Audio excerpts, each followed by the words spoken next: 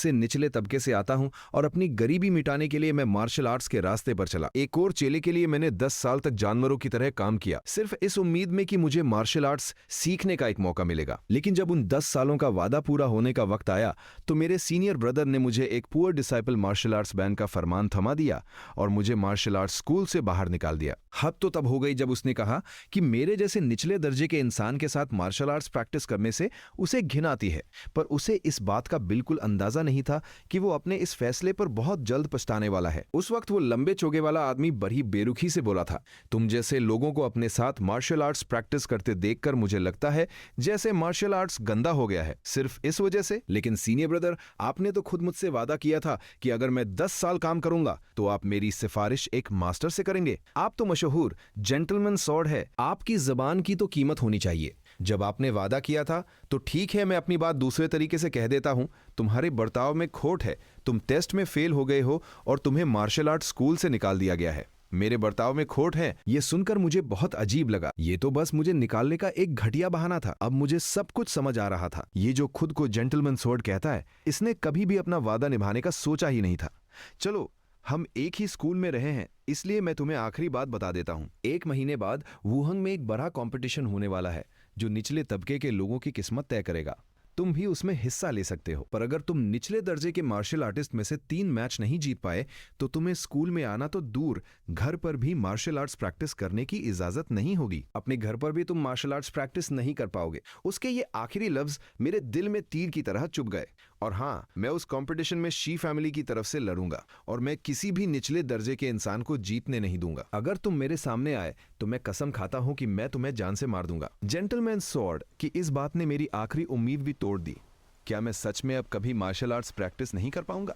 मुझे याद नहीं कि मैं उस स्कूल से कैसे बाहर आया। सब कुछ जैसे बेजान और बेरंग हो गया था। मैं बस बिना किसी होश के चलता रहा जब तक मेरी नजर मेरे जाने पहचाने डोर प्लेट पर नहीं दड़ी। तब तक मेरी आंखों में कोई हलचल नहीं थी। मैं घर पहुंच गया था, पर मैं अपने पापा को अपनी परेशानी नहीं बता सकता था। अहोंग, तुम आ गए, चलो खाना खा लो। रोज की तरह मैं बैठ के खाना खाने लगा। अंदर से इतना दुख था कि गले से एक निवाला भी नहीं उतर रहा था, पर मैं ऐसा दिखा रहा था जैसे मुझे खाना बहुत पसंद आ रहा हो।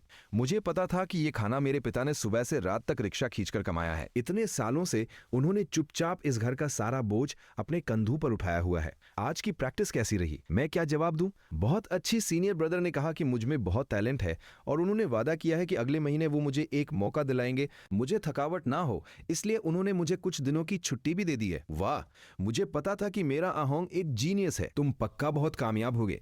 मेरे पिता इतने पतले हैं जैसे कोई कागज हो। मुझे नहीं पता कि वो भारी रिक्शा कैसे खींच लेते हैं। उनकी थकी हुई आंखों में उस वक्त एक सच्ची खुशी थी। पापा, आप भी इतना काम मत किया करो। जब मैं मास्टर बन जाऊंगा तो हम एक बड़ा और साफ घर लेंगे और आप आराम करना। अहोंग, तू भी ज्यादा मेहनत मत कर, कोई जल्दी नहीं है। अपने पिता की वो गर्व भरी मुस्कान देखकर मैंने अपने आंसुओं को बहने से रोका। मैं उन्हें नहीं बता सकता था कि मुझे स्कूल से निकाल दिया गया है। मैं उन्हें यह भी नहीं बता सकता था कि 1 महीने बाद मेरा सब कुछ खत्म होने वाला है। क्या मैं सच में अपनी पूरी जिंदगी मार्शल आर्ट्स प्रैक्टिस नहीं कर पाऊंगा? नहीं, मैं हार नहीं मानूंगा।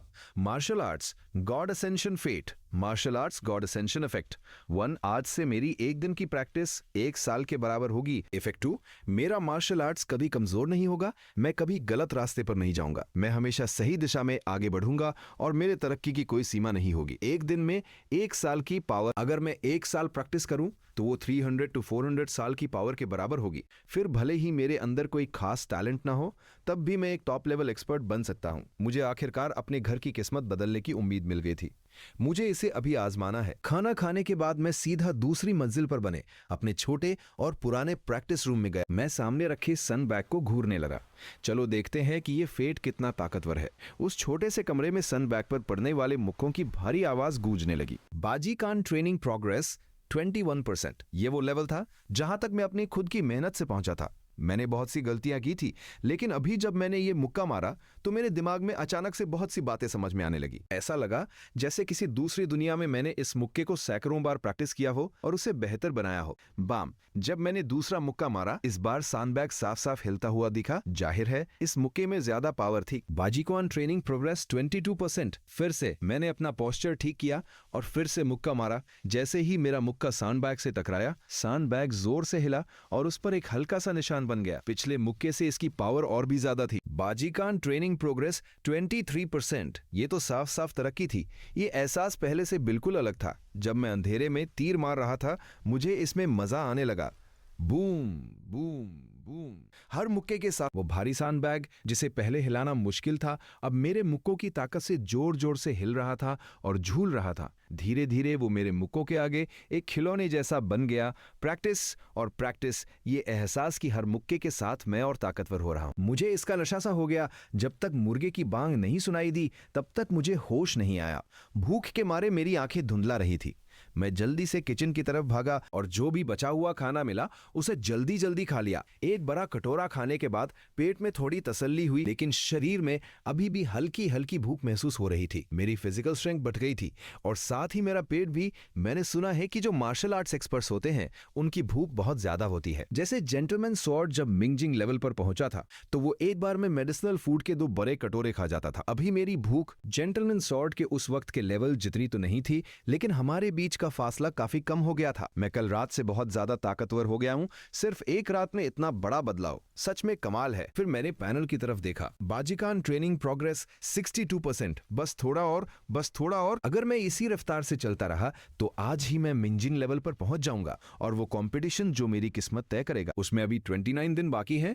कल उस जेंटलमैन स्वॉर्ड की कही हुई बेरुखी भरी बातें मेरे कानों में फिर से गूंजने लगी। कल की सब बातें याद करके मेरे अंदर एक अजीब सा गुस्सा भर गया। 29 दिन बाद उस कंपटीशन में मैं जिनमैन के सारे मार्शल आर्टिस्ट के सामने उस जेंटलमैन स्वॉर्ड को पीट पीट कर मार डालूंगा। तभी मुझे अपने उस छोटे से लिविंग रूम से किसी के हंसने और बात करने की आवाज आई। वो आवाज हमारी पुरानी पड़ोसन आंटी वू और उनकी बेटी जांग तिंग की थी। थोड़ी देर उनकी बातें सुनकर मुझे समझ आ गया। असल में जांग तिंग ने जिनमन्स नॉर्मल स्कूल में एडमिशन ले लिया था और वो विदेश से जिनमन वापस आई थी, इसलिए वो हमसे मिलने आ गई। Women's normal school. मैं थोड़ा हैरान हुआ। जो वहां एडमिशन ले ले उसे लोग बहुत होशियार मानते हैं। वो कोई आम इंसान नहीं होती और मेरे पिता जिस तरह से बात कर रहे थे, ऐसा लग रहा था कि वो मेरी और जांग तिंग की जोड़ी बनाना चाहते। भले ही हम दोनों की प्रजाई और रुतबे में जमीन आसमान का फर्क था और हमारी जोड़ी किसी भी तरह से मेल नहीं खाती थी, लेकिन मेरे पिता के लिए उनका बेटा ही सबसे बेस्ट था। थोड़ी देर बाद मेरे पिता और आंटी वो कोई बहाना बनाकर वहां से चले गए। जब तुम 9 साल के थे तभी तुम मार्शल आर्ट स्कूल चले गए थे। अब तुम्हारा ये अंदाज देखकर लग रहा है कि तुम किसी मार्शल आर्ट्स एक्सपर्ट जैसे दिखते हो। तुम तो मिंजिंग लेवल पर पहुंच ही गए होगे। लियांजिंग, मिंगजिंग, आंजिंग और हुआजिंग, ये मार्शल आर्ट्स के 4 मशहूर लेवल्स हैं, जिनमें में अगर कोई मिंजिंग लेवल तक पहुंच जाए तो उसे एक्सपर्ट माना जाता है। ऐसे लोग 1000 में एक होते हैं और आंजिंग लेवल वो तो 10,000 में से कोई एक ही पहुंच पाता है। मिंजिंग में अभी थोड़ी कसर है, पर जल्दी पहुंच जाऊंगा। सच कहूं तो मैं अभी मिंजिंग लेवल पर नहीं था। अभी तक मिंजिंग नहीं पहुंचे। जांग तिंग की आंखों की वो चमक अचानक से फीकी तर गई। वो थोड़ी निराश लग रही थी। मैंने सुना है कि मिंजिंग से पहले के लियांजिंग लेवल के 4 हिस्से होते हैं। ताकत पैरों से शुरू होती है, कमर से कंट्रोल होती है, रीढ़ की हड्डी से गुजरती है। तुम तो कम से कम चौथे लेवल पर पहुंच ही गए होगे। नहीं, भी सिर्फ दूसरे लेवल पर हूं। मेरी बात सुनकर जांग तिंग थोड़ी देर के लिए चुप हो गई। उसे समझ नहीं आ रहा था कि क्या कहे। बचपन में उसके साथ कुछ ऐसा हुआ था कि वो मार्शल आर्ट्स एक्सपर्ट्स को बहुत मानती थी और वो चाहती थी कि उसका लाइफ पार्टनर भी मार्शल आर्ट्स की दुनिया से हो, जो उसे सेफ फील करा सके। शुरू में जब उसने मेरा वो शांत और कॉन्फिडेंट अंदाज देखा था तो उसे लगा कि मैं कोई एक्सपर्ट हूं, लेकिन ये तो 19 साल का हो गया है और अभी भी सिर्फ दूसरे लेवल पर है। अगर इसे चारों लेवल पार करके मिंजिंग तक पहुंचना है तो ये तो 30 साल का हो जाएगा। जांग तिंग की सारी उम्मीदें टूट चुकी थी। मेरे पिता जो हम दोनों को मिलाना चाहते थे, जांग तिंग को लगा कि ये अब मुमकिन नहीं है, तो उसने मुझ पर अपना वक्त बर्बाद करना भी ठीक नहीं समझा। इसके बाद हम दोनों ने बस फॉर्मेलिटी के लिए कुछ बातें की। फिर जांग तिंग अपनी जगह से उठी और बड़ी तमीज से मेरे घर से चली गई। उस लवी के जाने के बाद, जो शायद मेरी पहली डेट हो सकती थी, मैं वापस अपने उस छोटे से प्रैक्टिस रूम में आ गया और अपने उस पुराने सैंडबैग पर फिर से प्रैक्टिस शुरू कर दी। पैनल पर मेरा स्टेटस लगातार बदल रहा था। मुझे बाजीकान और भी गहराई से समझ आने लगा था। बस 1-2 घंटों में ही मेरी रीढ़ की हड्डी जो पहले अकड़ी हुई थी वो अब बहुत फ्लेक्सिबल हो गई थी। देखते हैं इसका क्या असर होता है। इस बार जब मैंने अपनी ताकत का इस्तेमाल किया तो सिर्फ मेरी कमर का जोर ही नहीं था, बल्कि मेरी रीढ़ की हड्डी भी एक बड़े से ड्रैगन की तरह खिंच रही थी और मुड़ रही थी। वो बहुत ही असरदार तरीके से काम कर रही थी। कमर के घूमने से जो ताकत पैदा हुई वो सीधा मेरे शरीर के ऊपरी हिस्से में आ गई। बैम! सैंडबैग पर जो मेरे मुक्के का निशान था वो अब 1 इंच से गहरा होकर 1.2 इंच हो गया था। बाजीकान ट्रेनिंग प्रोग्रेस 80% मुझे अब सब समझ आ रहा था। बाजीकान के पहले 3 लेवल्स जो पैरों की ताकत, कमर का बैलेंस और रीढ़ की हड्डी के मूवमेंट से जुड़े थे, वो सब मुझे अच्छे से आ गए थे। अब बस मुझे आखिरी लेवल यानी हाथों से ताकत बाहर निकालना सीखना था और फिर मैं पूरी तरह से मिंजिंग लेवल पर पहुंच जाऊंगा। दोपहर हुए काफी वक्त हो गया था। मैं किचन में गया कि कुछ बन या ब्रेड गरम कर लूं ताकि भूख मिटे। जब मैं लिविंग रूम से गुजर रहा था तो मुझे अंदर से अपने पिता और आंटी वू की आवाजें सुनाई दी। मैंने अभी अभी जेनवू मार्शल आर्ट स्कूल में पता करवाया है। आहोंग को वहां से निकाल दिया गया है और वो कभी वहां का ऑफिशियल डिसाइपल था ही नहीं। वो तो बस एक नौकर की तरह काम कर रहा था। कोई भी मास्टर उसे सिखाने को तैयार नहीं था। मेरे पिता काफी देर तक चुप रहे। फिर उनकी भारी आवाज सुनाई दी जब आहोंग ने मुझे बताया था कि वो स्कूल में खुश है और उसे ऑफिशियल डिसाइपल बना लिया गया है। मुझे तभी समझ आ गया था कि वो मुझसे झूठ बोल रहा है। मुझे पता है कि वो इतने सालों से मुझसे झूठ ही बोल रहा है। वो स्कूल में बहुत तकलीफ में था। मैं उसके उस सीनियर जेंटलमैन सॉर्ट को जानता हूं। मैं हर साल उसे पैसे देता था सिर्फ इसलिए कि वो आहोंग का थोड़ा ख्याल न भी रखे तो कम से कम उसे परेशान न करे। ब्रदर हो, मुझे पता है कि आपको बहुत दुख हो रहा है, लेकिन ये कब तक चलेगा? 1 महीने बाद तो वो कभी मार्शल आर्ट्स प्रैक्टिस नहीं कर पाएगा। आहोंग अब छोटा नहीं रहा। आप कब तक उसके साथ इस झूठ का नाटक करते रहेंगे जब तक वो खुद सच्चाई को मान न ले? इस लड़के को बॉक्सिंग से बहुत प्यार है, बचपन से ही इसे इसका शौक है, लेकिन मैं तो बस एक मजदूर हूं। मुझ में इतनी हैसियत नहीं है कि मैं उसके लिए कोई अच्छा मास्टर ढूंढ सकूं। मेरे पिता की आवाज भर्राई हुई थी। मैं उसके लिए सिर्फ इतना कर सकता था कि उसके इस नाटक में उसका साथ दूं। इन दिनों मैंने उसके लिए रिक्शा कंपनी में एक काम ढूंढा है। जब वो सच्चाई को मान लेगा तो वो काम पर चला जाएगा। अपने पिता की इस उदास आवाज को सुनकर मेरा दिल भारी हो गया। मैं चुपचाप वहां से पलट गया और अपने उस छोटे से प्रैक्टिस रूम में वापस आ गया। मिंजिंग लेवल तक पहुंचने में अब सिर्फ एक कदम दूर था। मैं किसी अलग ही दुनिया में खो गया था। मेरा दिमाग बिल्कुल शांत था। मैं बस एक के बाद एक मुक्के मारता जा रहा था। मेरा हर मुक्का अभी सैंडबैग को ठीक से दबा भी नहीं पाता था कि मेरा अगला मुक्का उसी जगह पे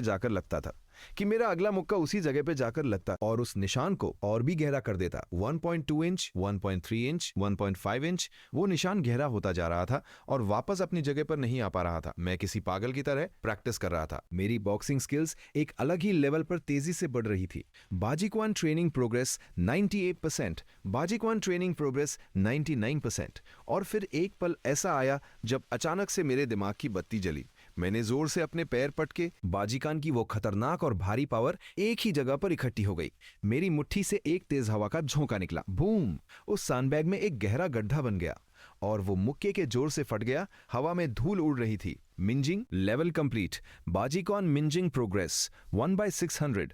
आज से मैं सच में मार्शल आर्ट्स की दुनिया का एक हिस्सा हूं। 10 साल की मेरी वो मेहनत और परेशानी आखिरकार मैं मिंजिंग लेवल पर पहुंच गया। मुझे ऐसा लगा जैसे मेरे अंदर की सारी घुटन बाहर निकल गई हो। मैं बहुत खुश था।